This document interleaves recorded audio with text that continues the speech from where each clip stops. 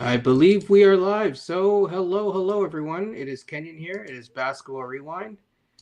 And I am here joined by Coach Roach beyond the locker room. Will, thank you for joining. So, we have a couple things to kind of go through really quickly. It's going to be a shorter show. It's not going to be like 2 hours or anything like that. I already took up Beyond's time yesterday till late in the morning, so I don't need to do that to him and torture him again tonight.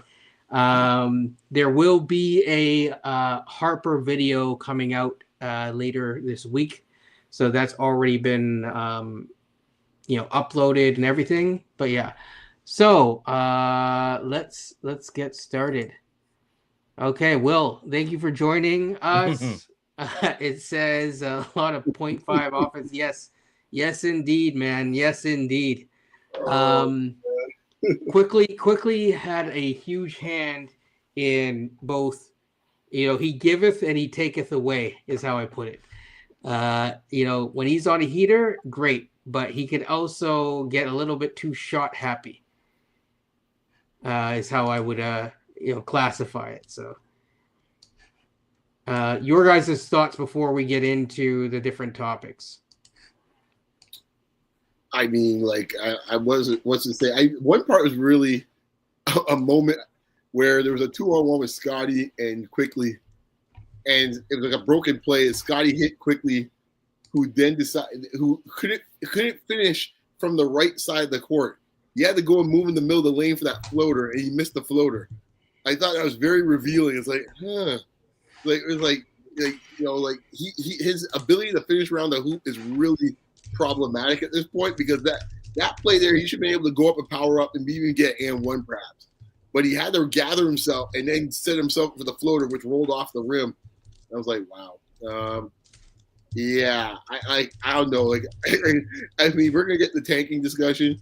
If we're not tanking, this is really what's the word I'm looking for? Indictment on the team, because we have fellas here that are not the tanking type technically, playing like 30 some odd minutes a night. And it ain't looking great down the stretch, as Will said. It ain't looking great.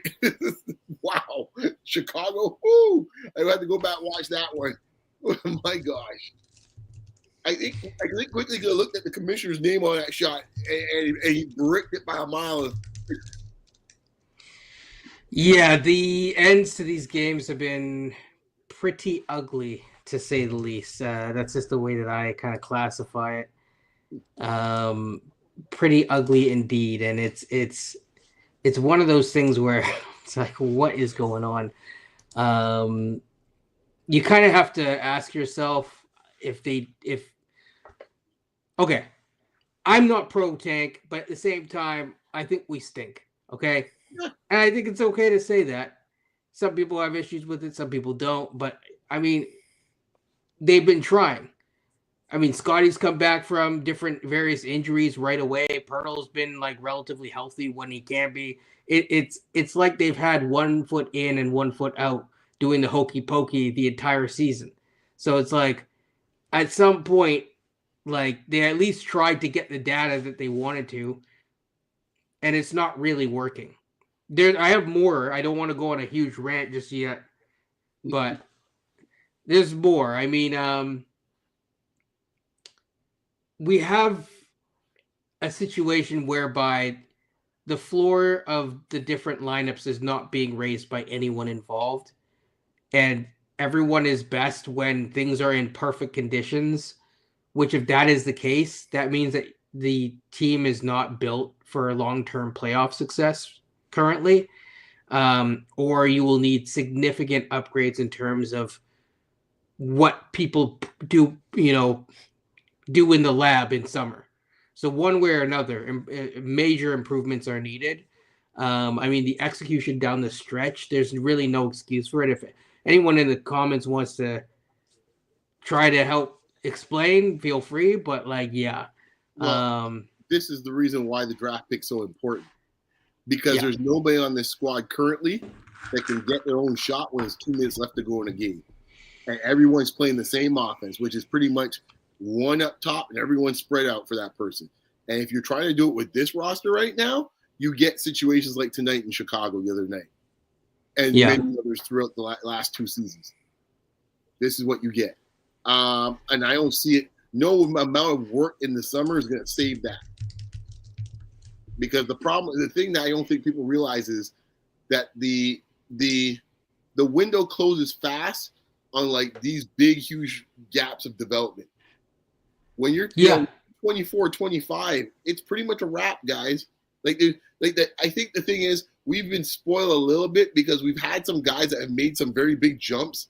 Not so more so Siakam. So everyone thinks, oh, everyone's like Siakam. No, Siakam's the aberration. He's not the standard. And I think people gotta get that out of their head, because a perfect example of why I see people always get away with Raptor fans is the OG discussion, because they feel, well, it worked for Siakam. Oh, OG's is at 3 years younger for sure. Well, I think OG is the perfect place to look at it, where it's like, yes, OG. People forget OG fell in the draft, so he was supposed to be a good prospect. But OG also, everyone looked at him like, oh, he's going to be the next Kawhi, and it's like, this dude. I know people talk about wiggle. I like to talk about it in dancing terms. He don't dance like he have rhythm. He ain't ever going to be dancing like James Harden on offense. So how could he, OG Anunoby, ever be a number 2 option on the championship team? That's what I'm saying. I think Siakam, and to some lesser extent Kyle Lowry, is the same way. He was a little more advanced and ended up being a better player than anyone thought. And everyone thinks like, Kyle, but Kyle's a bit different because he came with some development under his belt in a sense. He did grow here, but the growth is what I'm talking about, right? And everyone thinks like, oh, you'll go from here to here because some magic powder that the Raptors put on people. No, those are just outliners in this case. They're aberrations. And for the fact in this case they think that, oh, in year 4, year 5, year 6, that these guys are going to be any different at this point, like, no, they're not. Yeah. I think Lowry grew more from a maturity standpoint, more so than developmental. Not to say he didn't develop his skill and stuff like that, but when he first came in the NBA, he was first with the Raptors. Like, everyone has commented, like, it was tough to play with him. It was tough to coach him. I know Dwayne Casey even said that. Like, he's literally said on the documentary that's out now with the Raptors, like, I never dreamed that Kyle Lowry would be where he's at right now. And just watching Lowry's career from when he first came to Toronto from like his last year, there's a big difference, and that certainly happens with life. And I know he became a father during that time as well, and a leader. That's the biggest thing. He became the leader, and even when Kawhi was here, Kawhi said, "Yeah, he's our leader." That's saying something from a champion. Yeah, exactly. I mean, but like, yeah, you're absolutely right, Coach. Like, his mentality and maturity did grow as he ended up continuing his tenure with Toronto. But like, I think the Siakam was the one where everyone thinks like, oh, it's just like, oh, we did it with Siakam, everyone else could be able to do it. It's like, no. And as far as and I mean, we'll get, I guess, more serious with tanking. But as far as like Mr. Barnes goes, I don't think there's much more room for him to grow as an offensive player. So unless he's going to come back, he's going to handle like Isaiah Thomas next year, which I don't think is going to happen. And even if he does, to your point there, Kenyon, it's like when it's all said and done, he doesn't have the wiggle or the moves or the fluidity is another one you use as a term. He doesn't have that. So when it's all said and done, he could dribble in this case the next coming Isaiah Thomas or Nate Tiny Archibald. It won't matter. That's where you kids at home, man. Google them up, man. Well, I mean, let's get a little history for the young. But I'm going to go even beyond. I'm going to go beyond Barnes for a second, and then we'll tag Coach in a little bit more. To me, Barnes is one thing, but like I said, like no one is doing that, and especially like, RJ has become more refined just by virtue of force feeding him. Yep. No, I just want to say, well, that's the reason why I said in context, 4, 5, 6 years into their career, I was talking about the other two amigos as well too. But please continue. Yeah. So Scotty, please continue. So the other guys, it's like quickly kind of, I wouldn't say he is what he is, but he's pretty darn close to what he is. Like, how much better are you expecting quickly to be, especially when you're also, unless you trade away a whole bunch of draft picks, like, you're going to be bringing in guys. you're going to be trying to train those guys up.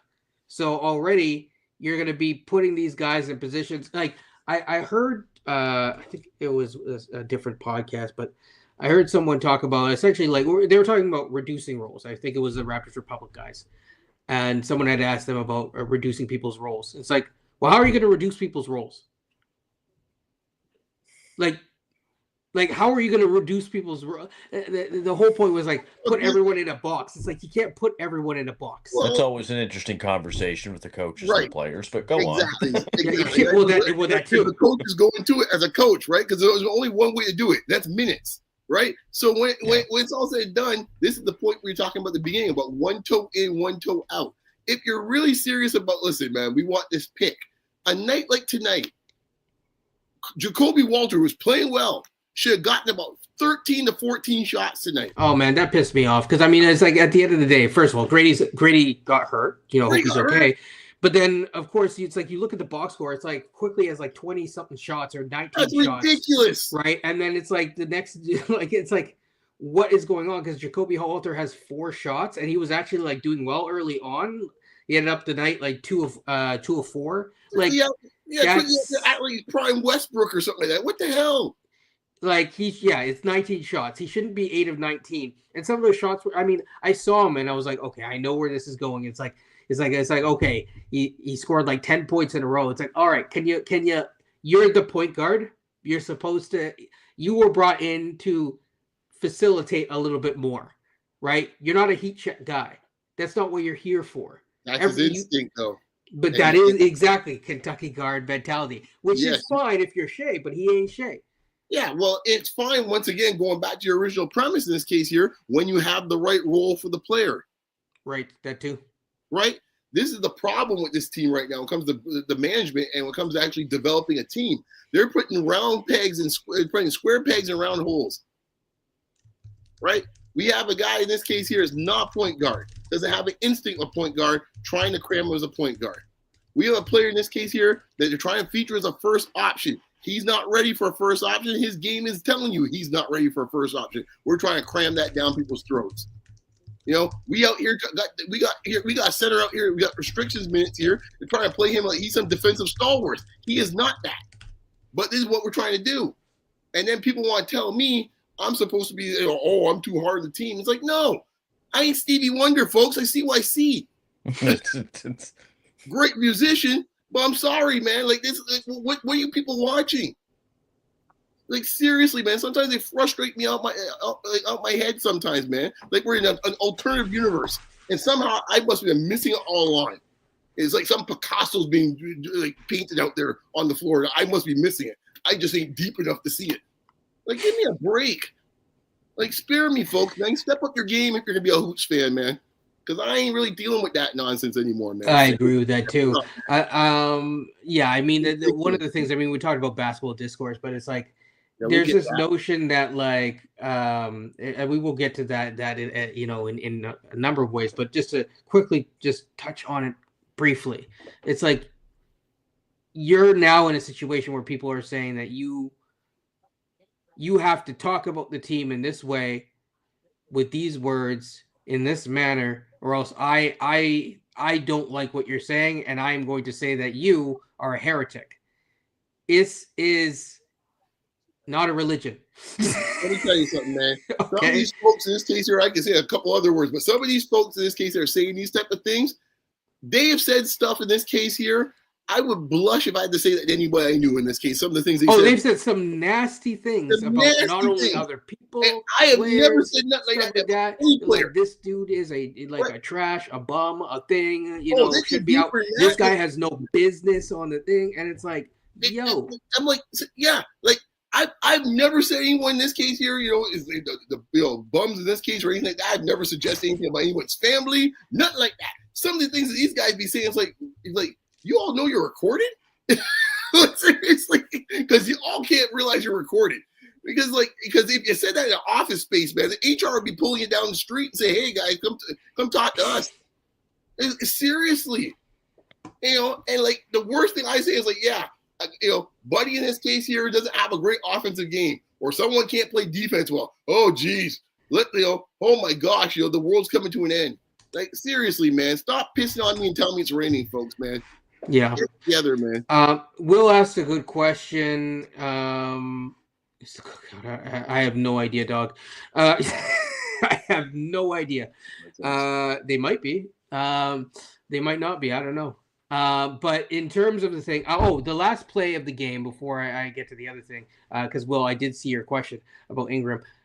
The last play of the game was pretty bad. I mean, the way that like Franz just was able to knife into the lane, and it's just like there's no rotation over. It's I don't care if it's a Darko, blame whoever the hell you want to blame. It's just embarrassing. That's bad. And it's like again, like that's what I mean. I'm like, I'm not even like, I mean, Franz should have made that layup, but like really, the Raptors got lucky. Yes. If you were rooting for like the winning formula today, okay, is that how you want to win? Well, But Scotty missed the screen. Scotty missed the communication. That's what it was. And it don't take our word. Alvin Williams said it on the broadcast too. Oh, but Alvin Williams is a hater and a hack, and he doesn't know what he's talking about, even though he's an NBA player. Yeah, and I'm not going into the the haters, the bandwagon stuff like that. You just watch it on the screen. Either someone didn't communicate or he missed the screen. Either way, they're both in trouble. Like him and RJ, they both messed it up. Franz It was should bad. have brought that should have been an overtime. Franz doesn't miss that. Coach, I saw Pirtle running a pick and roll from the top. He read it well. He read it well, but he was at the top of the arc, above the 3-point line, running pick and roll, toss it over. I'm like, what? What are we doing? Like, why is Pirtle operating that way? 0.5 offense was it humming down the stretch? This is to start the game. We started off with 0.5. Yeah. And then we went to quickly decision time, and then yeah, it was ridiculous. Oh man! Oh my gosh, Wagner's. You could say that, but like, listen, man, like that's just unfortunate that he layup. He got to the spot though. He really did, man. Just rolled off the rim, man. I couldn't believe he was that wide open, man. I think he was surprised he was that wide open. That's why he missed a layup. Yeah, I think he thought he was going to get fouled, and he's like, "Well, I didn't get fouled." Because he didn't look for the foul. He just was no. Damn. It's like some of those things sometimes you see it in football where a guy's wide open the flat, he drops the ball because you can't believe he's that wide open. It's the same thing. You know. But yeah, so how does Ingram fit on this team for the rest of the season? You know what? For the rest of the season, I don't think that they're going to play Ingram. If they're playing this game, you're not going to see Ingram. The only way you're going to see Ingram is if people complain too much. People don't complain too much. Ingram rest up. The guy is like has a history of injuries. So why do you want to see him out there? Is my question. When he could get hurt. Yeah, Coach. The only way I could see it, based on Matt Bonner's comment tonight, he said, "Guys, they're not going to be so bad to tank if they somehow change their mind." Because you don't know if they're half in the tank or half out of the tank. If they decide, you know what, try for what? Try for what? I am not saying I disagree with you, but as what Matt Bonner said tonight, like if you're actually going to try for a 10 seed, then maybe you suit up. What 10 seed? We just lost to the Bulls. I know that. Well, like the Bulls have the season series at this point, so even if you not only have to match the Bulls, you have to surpass the Bulls. The incompetence of this organization at times is mind-blowing sometimes. The Bulls are 5 wins ahead. Mind-blowing. Yeah, but the Raptors are going to have a bad schedule towards. We'll see what they do. We're coming up on now 22 games left. We are running out of games. Hey man, either someone's smoking some really good stuff, or they're selling a real BS story to the fan base. That portion of the fan base that's still holding out hope. Was it the Reinsdorf or Ryan? Who's the family that owns the Bulls? Yeah, Reinsdorf. Reinsdorf. Yeah. No, but beyond, you said it earlier. The starters are playing 30+ minutes a night. Pirtle is on a minutes restriction, and he's playing a little bit, and then he doesn't play the fourth. So it's like, what are you doing? Hokey pokey. You gonna make a decision or not? And as my name says, I don't like tanking, but you're so far gone now, you might as well just, commit to it. That's the thing. I mean, I remember mine so much. Like, say for example, they cut back the starters' minutes to say something like 30 a night, right? And those minutes get shared out for the young fellas off the bench, plus Grady. I will live with that. So if Scotty's playing 29 minutes or 28 minutes, but these guys are out here playing minutes as if the playoff mode, they're playing 36 minutes and stuff like 37 minutes. Like, what are we doing? Also, by the way, I thought Darko was brought in to keep minutes down. Right. Yeah. Right. Now all of a sudden he turned to Nick Nurse now. He's like Scooby-Doo villains. Like, took the mask off. Hey, it's Nick Nurse. Hey man, you wait a couple of years, it might be. Well, tonight was a little different. Scotty had 28 minutes, but he was in foul trouble most of the night. Right. It's foul trouble is the reason why. You've been out there more. 5 fouls. How much RJ had? Now, RJ had 32 minutes. Quickly had 33 minutes. Jacoby had 30 minutes. There's no one passing the ball. No one passing the ball. They had 4 shots all night. Hey, young fellas, let's get some cardio tonight. Yeah. Jacoby's offense in this case here has to step aside for all that high quality offense out there because they got the next coming Luka and LeBron out there, right? Yeah. Yeah, they just need the handle. God, get me up. Among other things. No, but there was back to that slight tanking discussion, and I think it was our guy Omer. He had shared it on Twitter, and you could see Scotty and RJ going to Jama at the end of the game, saying, "What's going on? What are we doing here?" And Jama saying something to him, and it just looks like they were looking for more from the coaching staff tonight because they're trying to win the games. They're players. And Jama was, he's like trying to say something to them, but it was like, read between the lines, guys, what we're really trying to do here. And I kind of worry about that now because I think Beyond you had mentioned it. Then you start to lose trust in people. Yes, because you might as well you might be like Danny James and just be done with it. Hey guys, we're playing the Salt Lake City, Gremlins, wherever the hell they are in this case here, and have at it like tonight. Yeah. Whereas like here in New Orleans, have the game. In some ways, I'd rather be that in this case. At least they're transparent with it. All the G League guys, hey man, you get to go play in front of your family tonight. Have fun. Like this idea here that you're kind of teasing the players where it's like, oh, we're out here winning and you're playing 30 some odd minutes, but then these key moments, like, you see that a couple weeks ago, or quickly, I think it's the Houston game, quickly didn't play till 4 minutes left to go in the game, close game. Quickly, he's actually playing pretty well. He's sitting on the bench. Like, enough of these little games, man. Let me tell you something. Danny Ainge right now, today, he said, you know what? I don't care who we're playing. We're playing the Pelicans. Everyone sit. I'll go out there if I have to. Right. He pretty much gave up the game and say, here. Danny Ainge is tanking the wrong year. He needs to do it next year. You don't have many guys like AJ DeBansta going to a prep school in Utah and then going to BYU. Well, you have to get him next year for Utah. Yeah, but Danny Ainge might want both, number one, and number two. I know there's other reasons why he might want Cooper Flex. Exactly. well, we all know that. But. Yeah. So there's ancillary reasons that might work out better this year. Let's put it that way. Danny Ainge is focused on tanking next year. There's always the game within the game, coach. There is. He's playing 4D chess, my man. Hey, he doesn't want to scare off AJ DeBansa. AJ DeBansa might show up and be like, "Oh, what the heck?" I know. I got my lobster hat here. Nice. The lobster hat's ready to go. I hope the good luck hat. It's ready to go. Maine or the Maritimes, they don't matter. Get same lobsters, man. Maine lobster's great, man. It is actually. They're pretty good. I will be doing a take-a-thon spin of the wheel during this live stream as well. But just to go over the Bulls, I mean, they don't have the easiest schedule, but they too play the Magic, but they also have some easy games as well. I think we're not catching the Bulls. We're not. Okay, so I see Will's comment. They're trying to thread the needle. What needle are we trying to thread at this point? To Kenya's point, man, like we got like 20 some odd games left. What needle are we trying to thread at this point? I was gonna make a bad joke. I won't make it. I'll just say that. It's like, why? Yeah, that is exactly where I was going. Like, what is going on?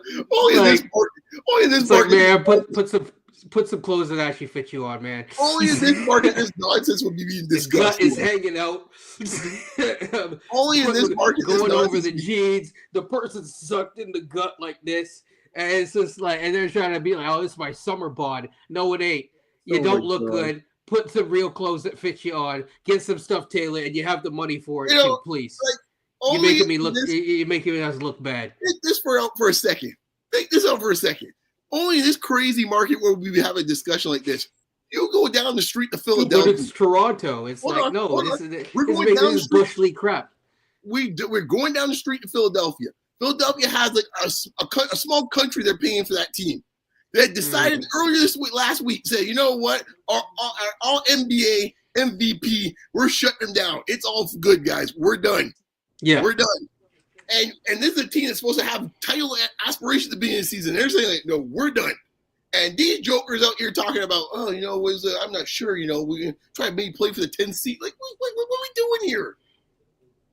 It's like, it's a fat chance that you make the 10 seed as well, to be perfectly honest.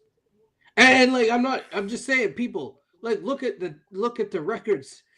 I'm like, I'm not advocating for this, but like at the same time, it's like, what else do you want me to advocate for? We still 2.5 games back of Brooklyn. We're all right. And in the grand scheme of things, it pains me to say that, but for the tank job, we're still 2.5 games back. Well, the Pelicans probably won today. The Pelicans win today because, I mean, heck, they just gave up the game. They should have won. If they didn't, then that might be. They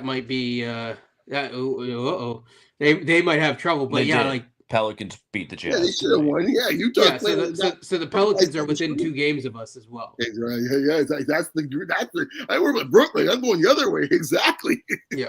And the Bulls lost. Here we go, man. We're going for it. Yeah, Kelly. Yeah, that's right. Kelly Olynyk doing patriotic work here. I think Beyond the Steam's going to come out of his ears. Honestly. Just to recap, I guess a couple other games in the NBA. LA is having the Clippers versus the Lakers tonight. The Lakers are ahead. Phoenix is ahead of Minnesota. Boston is obviously fended off the Nuggets under, I think Brown had a big game for that one. And then of course Cleveland overtime with Portland. Portland is sneakily kind of rose up the ranks. I don't think that they're going anywhere this season, but they're the type of team where they're ready to make Yeah, sharp.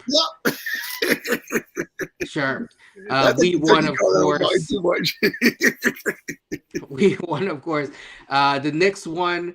OKC won, and yes, the Pelicans won barely, but they held on, and it's 128 to 121. That's right, a W at the end of the day. Exactly. Close the gap. Close the gap. We got the tiebreaker, man. They beat us already once. We split, right? So, well, I found out from NC for Change. Actually, he made a good point. If you're tied with the tanking wise, it comes down to a good old coin flip. Oh, jeez, yes. Well, anyone remember Ben Uzo? I keep bringing up, and Terrence Ross. Well, that's what happened last year, a couple of years ago at Wemby, right? It did happen last year to us with the Jacoby Pacers pick. Mm-hmm. Yeah, we could have had De Silva or Ware. We would have had to win both coin tosses to keep Ware. Well, that's still coin toss, man. Yeah, it's like. And now we barely even play. We barely utilize Jacoby. I don't know. I mean, we tried everything too. I was like, I saw Orlando Robinson foul out, and all of a sudden, Mobo comes out, and I'm like, okay, well. I see you, Wisconsin. I see you. Yeah, Blackhawk will get his wish because he was, there you go. Yeah, there's your center. No Pirtle coming Cousins and stuff like that. The man's barely like, I don't even know how the knees are going. Frank can take it back to Badgerland, man. You can get them shots up, let me tell you. He will. Well, after Orlando Robinson tonight, Scotty laid into him towards the end of the game. And I don't blame him. That was the stupid jump shot from the corner. With you got a Hey, minute left to go, hey, and you hold the ball. I would Hey, if I was man. Scotty, I'd ripped into him too. he You had don't do one that. last week that I made jokes with you guys about. It was a close game too, where he cracked one like the side of the backboard from dead on. I was like, yo. Orlando said, never fear, man. Orlando is here. Yeah. Oh man, Scotty was pretty upset over that. And when you're trying to win a game, that's how you lose a game, which I they took almost lost Scotty. anyway. There's nothing more that gets you vexed than when scrubs take shots late in big moments, man. Nothing gets you more vexed than that. No. Nothing gets you more angry. A player, a fan, you're like, why the hell are you of all people taking this shot, guy? Oh Yeah. my god. I give him So credit. Not moxie. yes, he does. AJ Lawson even got in on some of that action too. That's right, man. That was good to see man. Lawson play today. was, I know it was. he's had a very good year in the G League. Mhm. I know he's Canadian. I think he's from Brampton and or Mississauga, one of those places. But good to see him out there. He's all right. And he says we're holding back Kelly here. We're holding back Kelly. Hey, I said what I said, man. Hey, we're holding back Davion Mitchell too, man. He Hey, looks man, like I know Kelly's he looks like Chris Paul out there. Kelly's still getting their royalties off these Barbarino commercials I'm seeing out here, so he's all right. I never see a man, it's the eighth man on a squad or the ninth man on a squad get that many commercials in my life, man. Man, life is good for an NBA player.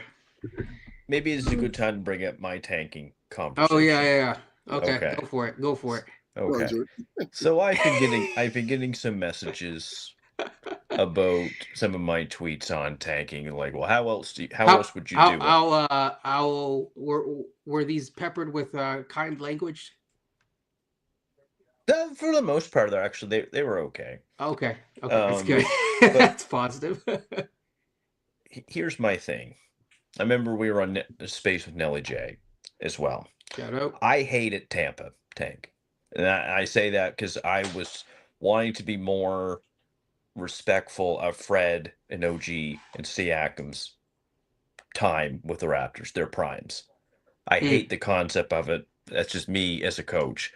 And then just with this year's tank, obviously we're not that good. I know the goal is to bring in an elite talent, as I'd like that too. I'd love to have Flag or Bailey or Edgecombe, of course. There's just the way that they're doing it is very frustrating. Two things can be true, I think, at the same time. It sucks when you win 5 in a row, and then we're going to sit Chris Boucher because we want to see more of Jacoby. Like, those two things don't make any sense. Now, and then they don't play Jacoby. And then they barely play Jacoby. Yeah. And then, you win 2 games in a row. Well, Pirtle's got an illness. Okay. And then it's Pirtle. Yeah. Pirtle's got a hip pointer, so we're going to leave him out for 3 weeks, and now we're going to have him on a minutes restriction. Everyone gets what they're trying to do. It's just frustrating the way they're doing it, especially now where it's like, are we in? Are we out? Like, what are we doing now? Just commit to it. Yeah. Let me ask you this, Coach. Do you think, are they trying to address some type of mysterious Raptor fan that we don't know of that's going to be so angry if they actually come out and say that we're tanking? But how many of those people actually go watch games, though? Like physically pay money to go watch games? Well, listen to the coach. I'm mulling through my head. Who is this person that they're so frightened of? They already have the money for the season tickets already. It's not them. You got that right. The hardcore fans in this case, they're sitting there on spaces. In this case, they're gonna watch any dribble, so they got them already. So who is this person that we're talking about? The random 12-year-old that just wants to go with mom and dad to the game that don't really care. Like who is this mystery person, Coach? I'm just trying to figure out that they got to do all these hoops and stuff like that around.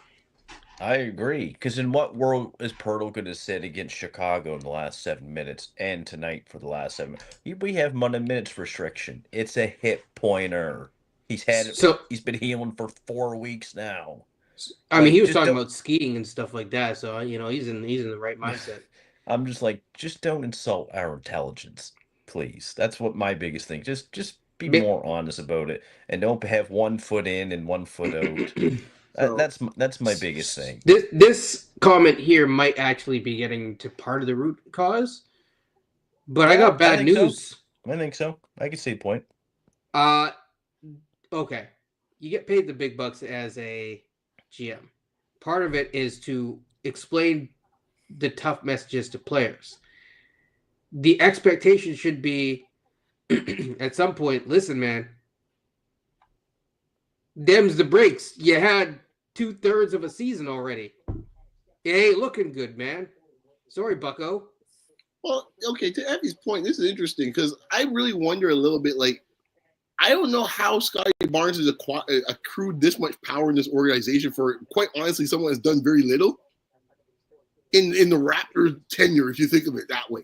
Yeah, Right? before people freak out, I think he's talking about the fact that he doesn't have like a championship and all this type of stuff. Not a He's only been in championship, here. no conference finals, no Yeah. multi-time All-Stars, no All-NBAs. And yet somehow he out here, everyone's frightened to do anything to offend Scotty like he's LeBron James or something like that. Well, what the hell are we doing here? You tell us, Buck, to your point, you buck up, chum, and sit your rump beside me, and we can go get some good players.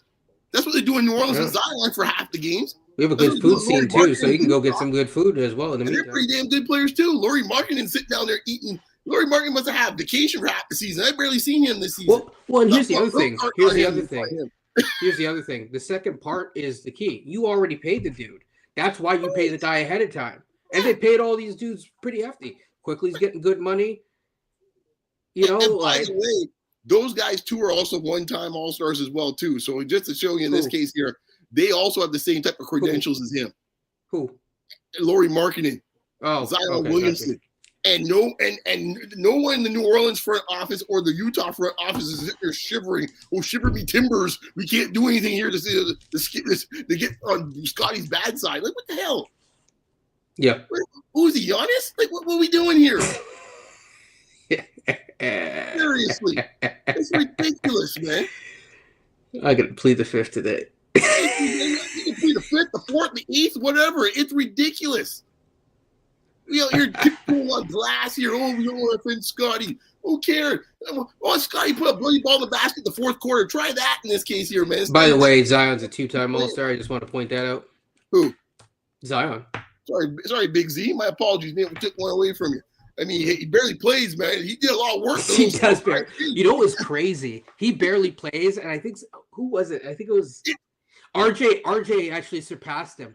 Yes, because RJ is the biggest point scorer in that. I saw it last week. It crossed my mind. Yeah. I was like, wait, what? And I was like, but the crazy thing is, Zion is still that high up. Yes, because even though he's only played, he's just that good. He's just tossing up 30 points every single time. Oh my goodness! It's scary how good that dude is. The fact I saw it last week, I was like, holy smokes, guy's probably played half his career. As I said, if you could build a team where you had him and you just like bring him up for the 16 games of the playoffs. Right. He comes out of the cryogenic chamber. just like comes up like Goku, just like ready for Frieza. Right? Perfect. It's perfect. Because he's a beast, man, once he plays, man. Holy smokes. People want to see a beast. That's a beast. You know what I'm saying? He just knifes through the lane like every time. There's not a defense on earth that could stop him.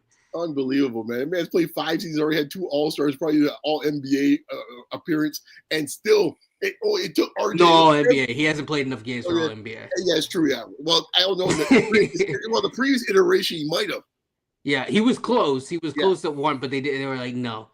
Yeah, so no. I mean, like... He was good enough that they changed the damn playoff format just to see if he could get a crack at it. Damn right. And he was fantastic that playoff game against that playing game with the Lakers. Ooh-wee. Oh yeah, by the way, that's the game in this case where Brandon Ingram sat on the bench beside Willie Green, but I won't get into that right now. I just remind Raptor fans, hey, we're allowed to start winning next year, but we're not allowed to win this year. Let me just give you a week that he had.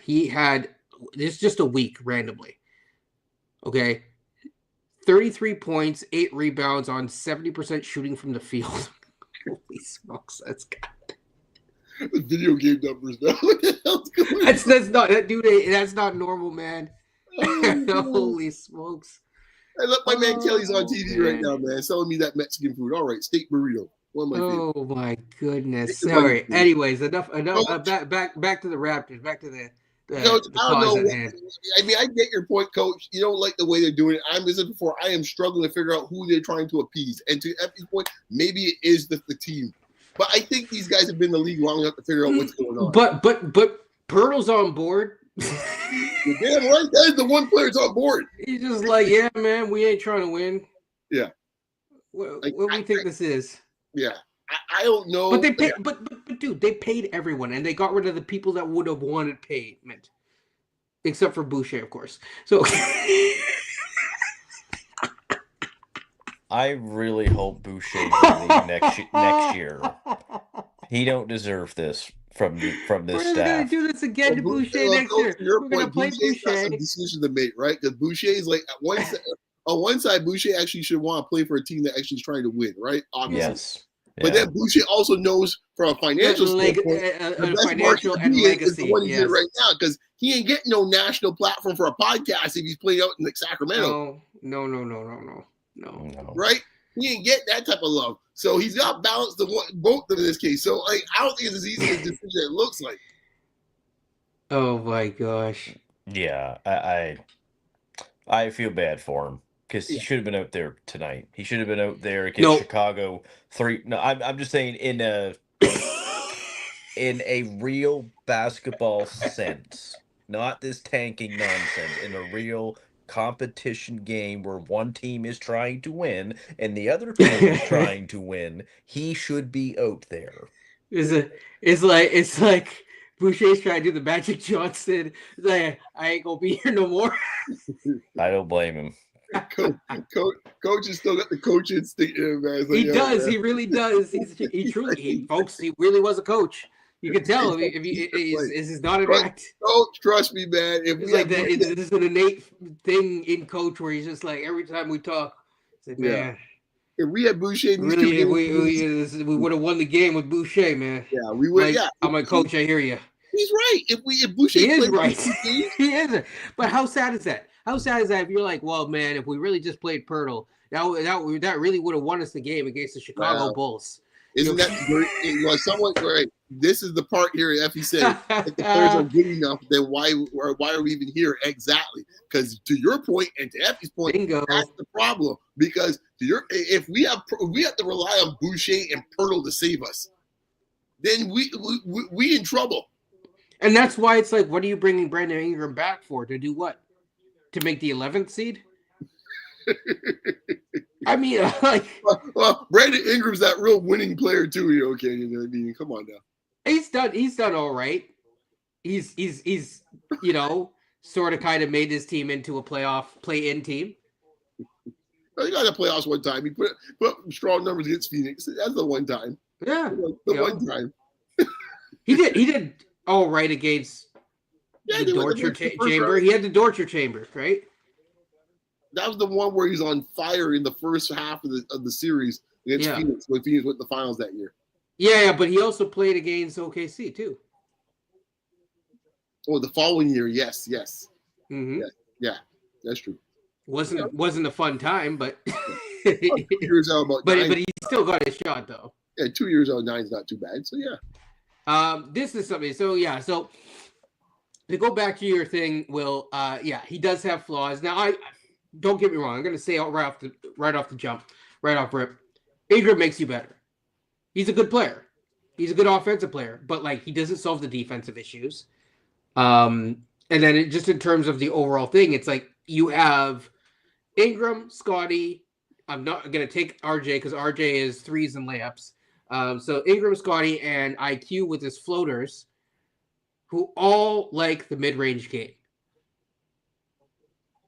Ingram is probably the best mid-range shot taker. He can do pull-ups from the mid-range range, but someone's going to have to space the floor.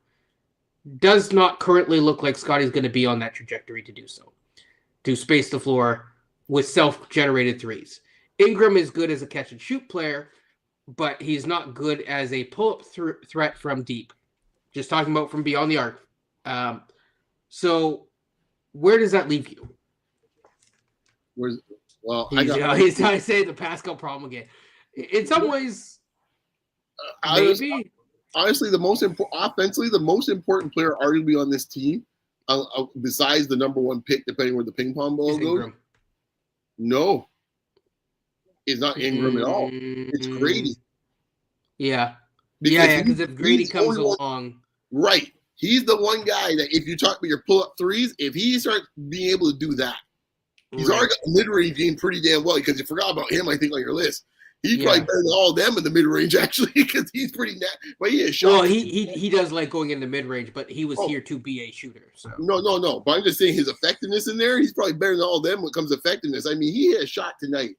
My gosh, man, I wanted to bring water to my eyes. That thing was so pretty, man. He came across. Was this the mid-range kind of fade? Feet away from the free throw line. My gosh, coach. I want to see more of that because Grady's efficiencies, they're not great, but he takes a lot of tough shots. Like, he's got to get his efficiencies up next year because if he doesn't get his efficiencies up and the defense is still bad. Well, okay. Can I jump in here first? Yeah. Okay. One of the things that I'm saying is, and I was talking to NC earlier about this, and my thing is, if I didn't get this out at the time, but if you gave him the Ochai diet, which they do not give him the Ochai diet of shots, his efficiencies would go up. But there's only one Ochai on the team. Only one guy gets to just, literally just cut for layups, and that's it. So I think part of it is like they're giving him tough shots. Defenses in general, I think the Bulls kind of slacked off of him, but in general, defensives have keyed in and adjusted, and now it's the coach's job to find adjustments for Grady. I don't think that they're doing it. But we're not really talking about Pascal in the same way, so no, not really. I think he was talking about the I'm just want to explain this. Will brought up the Pascal problem because we were talking about Brandon Ingram and Brandon Ingram's fit. And the whole point is that if everyone's operating in the mid-range, is it a problem because you have everyone, including Scotty, who has to operate in the mid-range? So how do you make it work offensively? It's not obsessing over a Pascal or stuff like how people are talking about in other places. It's not pining over a guy or anything like that. Yeah. Okay. You agree. Okay, got it. 1-6. It came in a bit late, my friend. but yeah, my thing with Grady, you could actually call it the Barnes problem if you want. But sorry, Coach. No, my thing with Grady on the defensive end, like I just think Grady's main thing, he's got to get stronger, and I think he will. He did put on a fair amount of muscle this offseason, but I still think he's at that age where if he plays a lot, he's going to lose the muscle because he's still losing the weight. Right, he's still so young, playing a lot of minutes. So he lost muscle just by playing a lot. Like when you get older and stuff like that, you're able to keep it on a little bit better. So hopefully this offseason, Grady will continue to put more muscle on. And he'll need that just going around screens and stuff like that. Because I saw it tonight a little bit. And I'm not just saying this is just Grady. I'm saying about him because how important he's going to be on this team moving forward. Because we saw it the first 10 games of the year this year of how great he was offensively. Well, okay, I think there's one part of this equation that we're not taking into consideration. Now, I made a joke about this when we had a little dinner or something. We watched the Cavaliers game one day when they're playing Cleveland, and I made a joke. I know some guy on Twitter was really upset, or X, whatever the hell they call it these days. I said at the time, Grady came around some curl. The two guys from the Cavaliers went to Grady. Scotty was setting the pick for him, and Scotty flared out to the wing. I made the joke and said, I thought this is supposed to be the other way around. In other words, I thought Scotty is the one that's supposed to open up free spaces to give the same shots you were saying, Coach, and give him clean shots. But that's not happening. The part of the equation that we're not discussing at the moment is he doesn't have him to play off of. That's the problem. If he had a real legitimate guy that he could play off of, all these shots get easier for him. But now teams don't have to worry about that because they can play everybody else in single coverage. No one on this team really gets doubled, guys. For folks listening, no one gets doubled. So for a guy like Grady, that makes it extra tough for him because now he's got to worry about him trying to get his own shot off. Now the strength, to your point, Coach, I think that will help. I think the stamina element as well too. I think as the season's gone on, not that the free throw shooting's dropped off a cliff, but it's dropped a little bit as the season's gone on. So to me, it tells me that the fatigue's kicking in a bit too. Yeah, I think so. I just with most games that I've watched, maybe in the last 25 games, I think Samson had mentioned too on his podcast. I agree with him. It just seems like teams are really targeting him on defense more so than they are RJ. And there's not a big discrepancy on defense between the two, but it just seems like the Boston's. I know tonight the first few possessions they were trying to get KCP the ball and get Grady hung up on screens. That's just something he's got to get stronger at so he can bite through them and not get caught up in them when he's getting through screens. Mm. So, but that's why I say his efficiencies have to go up more so he could be more involved in the offense and just try to get, his efficiencies go up. This team gets better, period. I do think that Ingram will help him, for sure.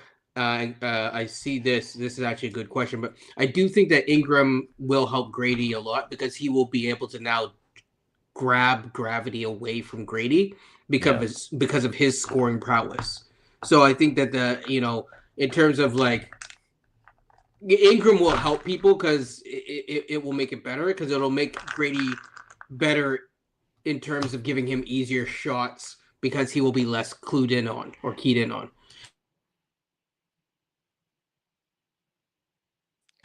This is a good question. Who do you want in the 6 to 8 range? Actually, I was actually going to ask you the same thing, so I'm curious if you want to drop your list down.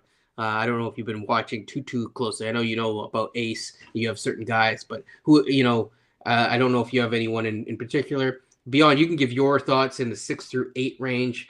I did a tankathon earlier, not today, just now. This is to me? Yeah, it's for all of us, but let you go first and then coach. I mentioned you the other day, Trey Johnson or Newell. Newell, right? Coach. Is it just one player, 6 or 8, or who's 6? Yeah, like 2 or 3 picks. Yeah. I like the two bigs, Malawash and Queen, in that range. Yeah, Queen is. Oh yeah, go for it. I assumed Malawash was going to be there by 6. That's the reason I didn't pick Malawash. Or I would move Malawash. I would say Malawash and Trey Johnson. But I don't think he's going to be there. That's why I didn't pick him. No, I don't. The way things are going, and especially if certain teams move up, like Philly moves up, like Charlotte remains in the top 4. Malawatch, assuming that they don't get the number 1 pick, I don't see Malawatch being there. So Queen is interesting. I have to do a deeper dive on his defense. Offensively, I like him. Size-wise, I think he's tall enough, but yeah. But I think if it's not them, I still do need to do a deeper dive on this, but Asa Newell. I lean against, I lean against outside of the top 4 picking for fit as much as possible, but I do think there are guys like Asa Newell who are showing some promise. I'm just like looking at the names right now. Liam McNeely is interesting, but I think that's like too far back. And so I think that's, I know some people have talked about Noah. He's interesting. So it's funny how like Nolan is not even in the picture. The Jaguar is not in the picture anymore. Our man Tyler here's. I think the next board they have Mr. Nolan and Traore coming up on the board. Yeah, I do think people do talk about Jeremy Fears. So Fears is another interesting one. He has dropped recently. And the other one was you brought him up actually to Tyler, which is Colin Murray Boyles, but I think he's too raw offensively. He's kind of like a better version of Ryan Dunn in some senses. He's very tenacious. Way more offensive. Oh yeah, no. He's not. But I'm just the concept of like he's a little raw on the offensive end. Is my point. Not to Dunn's extent. Not to Dunn's extent, but like he is more raw. But I also think that like someone like Colin Boyle is just too far back. So yeah. You want you want to wrap? You want to switch to the other topic, or Just answer these and then we'll get through it. Rashir Fleming, Yeah. coach. Yeah, would you take him in at 8, or is that too high up? Fleming, Yeah, might be too high for me, but I like him. yeah. I like him in the middle of the first round kind of thing. This is where I'm at. I think ideally, that's where you look at trading like an Ochai. I wouldn't be trading Grady or anything like that. Um and then obviously with the second pick, I think it's too early to discuss the Portland pick yet. We'll get to that. Draft talk is actually coming out on this Wednesday. This week it's going to be Harper. Next week it's going to be Ace. So look forward to that. One more draft thing, and then we'll get to your topic beyond, which is this. So yeah, at fifth, the thing is where we are. We have the fifth best odds. If anyone moves up, or if we stay, we're not going to have the fifth best odds. We automatically get bumped back. So we have the lowest chance of staying at 5, for better or for worse. We're either going to move up or we're going to move back. And so it's hard to say. Denim or Demon or whatever, Yegor is not really. He is an interesting swing at like 10 or 11, not where we are going to be picking. So that's what I would say with him. Kasparis is he was high up on my list. He's kind of bumped back a little bit. There's an interesting conversation of him versus, say, Malawatch. Now, if you got him, I think you might be able to trade him up for Malawatch, depending on the team that you're trading with. But so yeah. Man, I pray for this every night. On that note, let's switch topics really quickly, away from draft stuff. Good questions though. Beyond, you take it away. You wanted to talk about some stuff that LeBron said in relation to Anthony Edwards. yeah, this is a topic that's been really something that we've been talking about for like about a year plus now, about the Discourse, and we were planning to do a show about it, or a pod about it, and we kept on getting put back, and then it finally came to a head this week, and it's about basketball discourse, and just how it's discussed, how it's actually interpreted, how fans, players, executives, media, distill this game, and I mean across the board, basketball in general, but let's say specifically the NBA. And so they asked LeBron the other day after a win against Minnesota. I think Anthony Edwards got tossed up the game wherever. And then someone in the locker room asked him about, Anthony Edwards and being the face of the league and stuff like that. And LeBron went into a bit of a soliloquy about, he's kind of saying like, he's probably the right person. He's been the face of the league for a couple of decades. He's like, I wouldn't blame him or any other young guy in this case who not want to be the face of the league. And I think it caught some people aback. He said, like, pretty much his sentiments were like, well, all the ish that these guys get nowadays, the players, why would you? Because it doesn't seem like anyone recognizes actually when you do something really well. Because the first thing they're ready to do is at the moment something's going wrong, it's like it's like piling on all the time in this case. And he and then it became a big huge thing on, of course, all the talking head shows. I found it very humorous and stuff like that because he did directly speak about the media and their responsibilities, because that's, and it's funny. See, this is where media sometimes, where people start getting really upset with the media. He spoke directly about the media, how they manage it, how they speak about the game, the negativity about how they speak about the game. He said nothing wrong with balance, critiquing the game when a guy's not playing well, stuff like that. But that's not what we're seeing right now. He's talking about this pure negativity. It gets on ESPN, and old big mouth over there, Stephen A. Smith, talking with the rest of them, and he's out here trying to shift it about, fans and this and that. It's like, no, he ain't talking about the fans. The fans was a secondary issue. He talking about, in this case, the media. And in this case, and he brought up Channing Frye, who I think I sent that link to you guys a couple of days earlier when Channing Frye was on his podcast saying, like, yeah, this idea of like demonizing today's player and demonizing the game today. It's like, well, are you in this to actually grow the game of basketball? Or are you in here just to go and get your jokes off on it and make your money off it? And I think, I think it took someone like him. Probably the only other person that had a voice maybe that could really get people's attention would have been Steph. That's the only other person. And I'm glad he said it because it put these guys on notice because the media's been trying to shift this argument about, oh, it's just fans in this case here. No, guys, you've given a permission slip for some knuckleheads on Spaces and some knuckleheads on X and all these other social media places, as well as on YouTube accounts, to make these type of comments and say these type of things about players where there's no humanity whatsoever, first thing.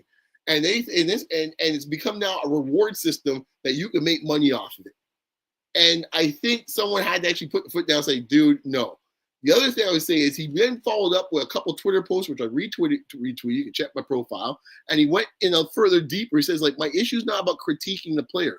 If a player had a rough time with it, then call it out. You had a rough time. But it's the follow-up part that he said that it doesn't happen. There's no analysis of why the guy in this case is stinking it up, right? It's just pretty much like, oh, he's garbage. And it's like, oh, this guy should just retire, right? So Paul George had a rough month. Anyone ask why Paul George having a rough month? Anyone look at the X's and O's to see why Paul George might be having a rough month?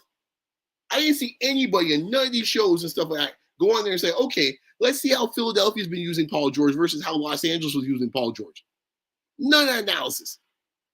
It's just like some ad hominem and stuff like that. So I am happy to see now someone's actually kind of defending the honor of basketball and modern day players. Because the one last thing I'll say about this is the only sport, and I think Channing Frye made this point, where they are still trying to compare players to guys that played 25 years ago. Some of them even dead. And they're comparing to them. I don't sit there and watch golf and hear someone say, like, you know what, I mean, heck, like Rory McIlroy was pretty good in this case, but he Lee Trevino. Like, what he's no Greg Norman. Like, what the hell are we doing? Same thing goes with any other sport. Pick hockey. I mean, here's the thing. Mario Lemieux, Wayne Gretzky, arguably two of the three best players ever to play the sport. If you listen, and my man down here, Coach, watch a lot more hockey than I do, does anyone mention their names in broadcast or telecast? Not really. Not really. And those are like two of the most dominant players you will ever see put a pair of skates on. And no one mentions them. No one's talking. Now, if there's a thing in this case, like how Connor McDavid was on one last year in the playoffs, yeah, obviously there's going to be comps. Played for the same team as Gretzky. That makes perfect sense. But no one's sitting around here in the middle of the season saying, like, well, Ovechkin scored these goals, but heck, he's no Bobby Hull. Like, no one's doing that in the NHL. No one's doing that in baseball. And it's like this sickness. I call it sickness. Where these people can't seem to let go. First thing, there's too many old dudes right now on broadcast for the NBA. Too many old dudes. Because, like, dude, those guys are coming past. I've watched them play. They're fantastic players. But these are fantastic players, too. Move on and just let the game grow. I have issues and quirks with the game, too. I've made my thoughts about how there's too many threes. But it doesn't mean that you throw out the baby with the bathwater. And I think LeBron stating that, you've heard KD mention it earlier in the season a few times, and a couple other players. Channing Frye, of course, mentioned it the other day. It's good to see some guys actually defending the modern game. It doesn't mean everything's horrible at the game. And one last thing from an agenda standpoint, going back to the monetization of the hate type of thing, I'll say this too, and give everyone here is listening the sound of my voice. And I mentioned the guys offline, and this is a perfect example. This is the reason why I'm so heated about the All-Star talk about who didn't play and who didn't play. You would swear in this case here, we have the investigation for Congress to figure out what the hell who didn't play and who didn't play for a week in the All-Star game. At the same time, this is the NBA. At the same time that was happening, arguably the greatest kicker that's ever played in the NFL has 15 cases in this case here lining up against him for sexual assault. Not a damn thing, all those talking heads, all that time they got there on these channels, say a word about that. But we got time in this case here to do a research and investigate. Did LeBron really want to play against the All-Star Rising Stars or maybe not? Well, I don't know. What about Anthony Edwards? Dude, you got a man in this case here is arguably the best kicker that's ever played the game in this case in football. He's got 15 charges perhaps on him, and no one wants to say a thing about it. And the most popular sport they have. And no one doubts that. So don't tell me there's no agenda going on. Well, Well, you remember Brett Favre. Well, No there's one, another one. no one's talking about that scandal. Yeah.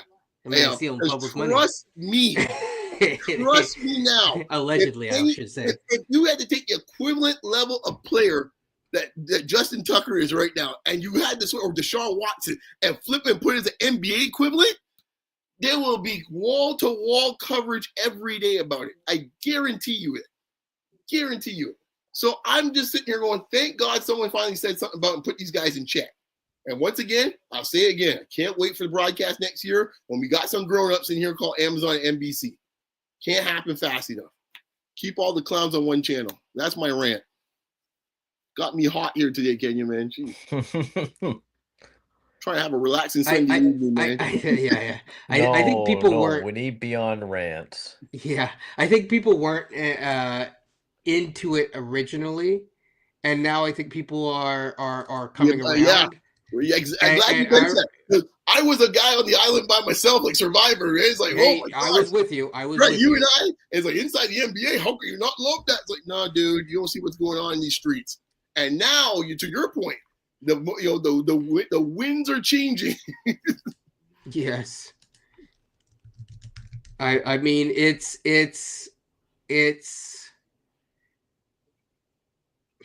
people don't know how bad McDonald's is until they've had actual good food. And right now, people are having food at the wrong events, right? That may not be serving you the right hors d'oeuvres, may not. You got to get good food. You got to get good discourse so that you know what's good and you know what's, junk food. Sometimes junk food's good. It's good to have a good junk food and all that. Other times, yeah, maybe it's time to not have some junk food. Right. Exactly. And I will say this too, specifically about ESPN. And we discussed this offline. And the reason why I was hoping ESPN will actually, I knew they were going to stay with them because it's Disney. So it's like, it's hard to escape Disney. They have other tentacles that help you grow your game globally. It makes sense. But I was hoping, and in some ways they did do this in the next TV deal, which is kind of almost like neuter Disney. Right. Broadcast. We said it then when we broke down the TV deal. The Disney or ABC in this case, ABC/ESPN is the number one broadcast partner for the NBA in name only. When you look at the details of that contract, there's a lot of windows and a lot of things telling you, no, really, NBC is the real number one partner. And I am happy to see that they've actually done that. Of course, you know how I feel about TNT.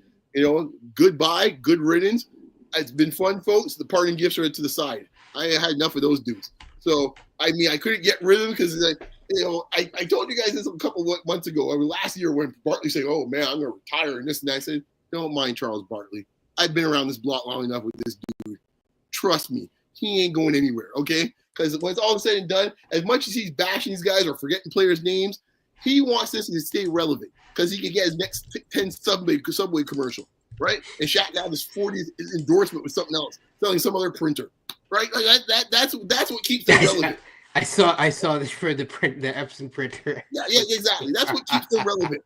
So all the talk about this about the NBA, that is what keeps them the fire warm in their houses. So don't mind them. They're full of crap, quite honestly. They're full of it. They are. So I thought they were gone, but remember they were talking about, oh, I'm a TNT guy forever. And it's like my family's TNT. Remember? I said they're like, whatever. Just wait and see. And all of a sudden, now all the TNT love, all of a sudden, it's like, oh, what happened? What happened to TNT love? Now they're on ESPN. I thought I got rid of them. But at least in this case, all the idiots are on one station now. So at least in this guy, I don't have to worry about that. I agree. Coach, anything to follow that up? Yeah, nothing. I like good beyond rant. So beyond rants every so often, and I rant every so often. Water, man. I need some water, man. It was a good like Jimmy Butler. No, but beyond raises a point though that it's not really talked about a whole lot on how the game is presented compared to the other major sports. Like we have Mount Rushmores. They talk about it more in basketball than they do in any other sport, right? They talk about LeBron and Jordan, you don't really see that too much in any other sport. Like maybe at one time with Gretzky and Lemieux, but that was that you're looking at 30 years ago, and they've never really done that since. You know who's the closest one? Probably Tiger and Jack Nicklaus. And even watching Tiger's height, it wasn't talked about incessantly every broadcast. Yeah, yeah. No. Everyone appreciated Tiger's greatness for Tiger's greatness. The only people that did, they ain't around no more. They got rid of them people. Well, exactly. Which is part of the point. That's the part of the point. Exactly. They kept their house in order. The moment Fuzzy Zeller wanted to talk a lot of smack at the Masters, Fuzzy Zeller went out to Siberia. We ain't seen him since. All right. Which yeah. Right. It's like, yo, dude, you talk about our next fields, our gravy train. You talk about mac cheese and fried chicken crap. Okay, you can go. We never see Fuzzy Zeller again. I don't even know if Fuzzy Zeller is dead or alive. Honestly, if you played the game, I don't know if he's dead or alive. My point is, they got rid of him one time. They ain't playing in golf. Yeah. They ain't playing golf. They ain't playing these sports. The only sport I want to play the fool is this sport. I'll say this from the commissioner standpoint. I think overall he gets a lot of heat. Overall, he's done a fantastic job from a standpoint of what commissioner's supposed to do. Commissioner's supposed to grow a game and make your owners a lot of money. He's done both. One thing is, I will say this though, and you know what? I'm no fan of Stern. I can tell you straight. But sometimes I say sometimes Stern. He ran a tight ship, man. Sometimes Stern can use a little more Adam Silver when it comes to negotiating with the players to have a better relationship. But there's other times, to your point, in this moment here, if Stern was alive, this would not gotten this far. He would have done straightened everybody out.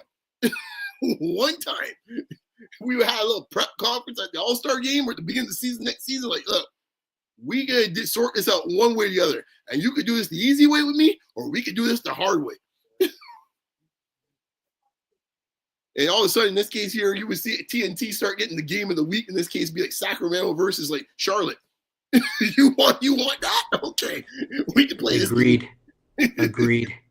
But yeah, I think that we talked about a number of topics. We talked about the draft, state of the Raptors, all that stuff. That I think that is a pod and a half. People like, comment, subscribe, share, all that good stuff. And yeah, I think that's it. That's it. We're out. If you enjoyed it, you know what to do. It's in the banner down below. And yeah, that's about it. Take care, people. Have fun and peace.